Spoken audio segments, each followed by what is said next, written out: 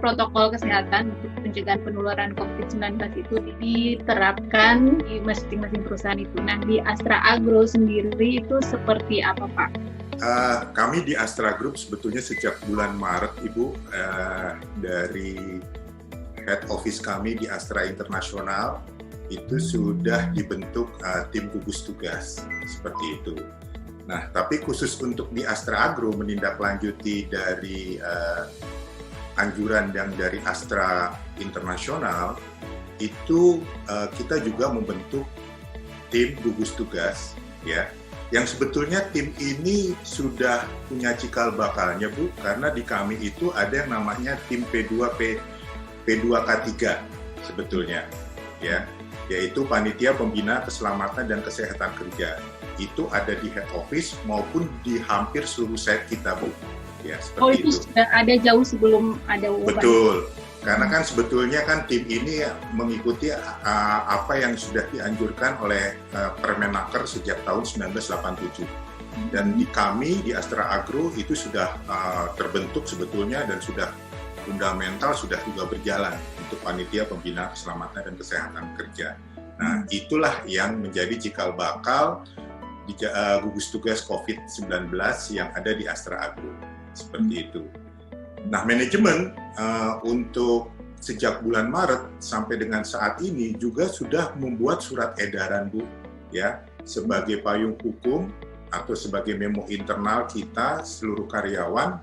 Ada sekitar 9 surat edaran dan juga ada sekitar 10 protokol atau guidance untuk menerjemahkan dari surat edaran itu ke tingkat operasional.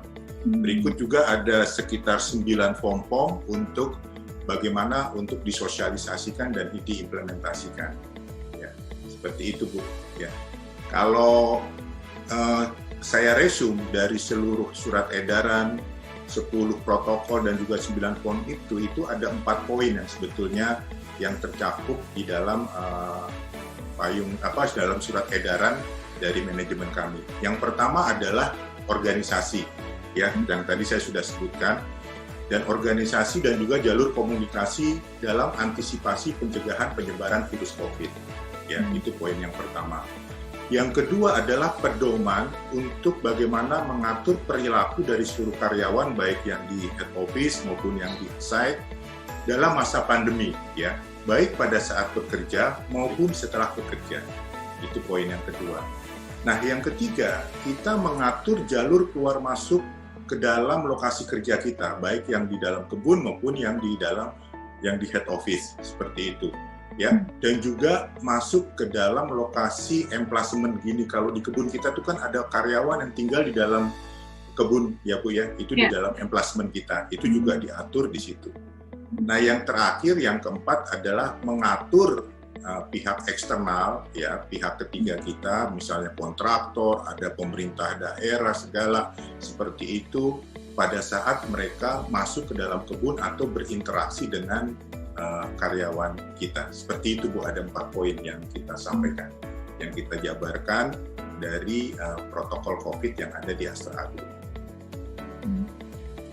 Penasaran juga, Pak, di kebun itu, karena kan operasional kebun pastinya tetap membutuhkan ada interaksi dengan pihak-pihak luar, itu tetap ada, ya, Pak? Ada, Bu, ya. Itu gimana memastikan bahwa atau pengawasannya seperti apa? Ya, jadi gini, Bu, kita kan juga nggak bisa memisahkan operasional kebun dengan interaksi dari pihak ketiga, ya, seperti itu.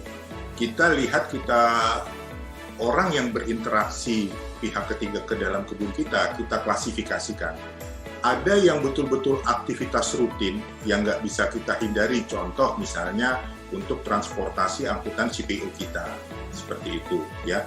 Itu kan akan masuk setiap hari ke dalam lokasi kebun kita. Nah, itu yang kita bekali adalah bagaimana dari tim karyawan kita yang berinteraksi dengan mereka, ya, menggunakan yang namanya APD lengkap seperti masker dan face shield, ya. Contoh pada saat bertemu mereka di loading ramp tempat pembongkaran seperti itu kita melengkapi mereka dengan protokol COVID bagaimana berhadapan dengan pihak ketiga, ya, itu untuk yang misalnya yang aktivitas rutin setiap hari. Walaupun setiap masuk ke dalam lokasi kita telah tetap lakukan pengecekan suhu tubuh, itu juga seperti itu juga kita lakukan. Nah, itu untuk yang aktivitas rutin. Sedangkan untuk yang pihak-pihak kontraktor yang mungkin masuk dalam perbaikan yang sifatnya insidentil, kita punya protokol ketat juga, Bu. Ya.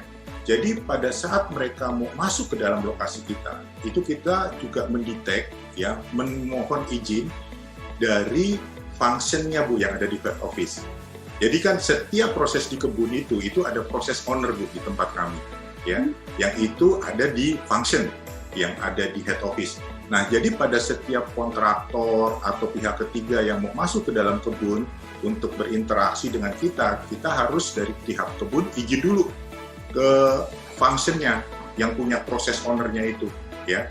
Apakah itu bisa untuk diizinkan untuk memperbaiki proses dalam di operasional kebun. Nah, kalau oke dari function-nya, kita punya ada yang namanya latar belakang kesehatan yang harus mereka penuhin. Kalau mereka menginap, Bu, itu kita wajibkan mereka harus melakukan PCR test, ya, di swab seperti itu, ya. Kalau mereka menginap seperti itu. Tapi kalau interaksinya hanya tidak menginap, kita minta mereka melakukan rapid antibody seperti itu, dan itu harus dilampirkan pada saat mereka permohonan izin untuk masuk ke dalam lokasi kebun kita.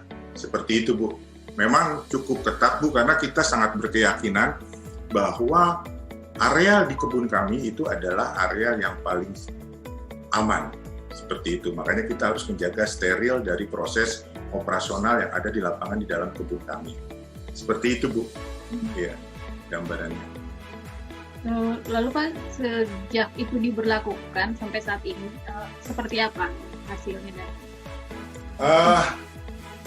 Kami kan selalu mendetek untuk dan selalu men-tracing jika ada kejadian-kejadian yang indikasinya dalam penyebaran COVID. Syukur sampai saat ini, Bu, dalam berinteraksi dengan pihak ketiga itu tidak pernah ada kejadian di dalam kebun kami, ya.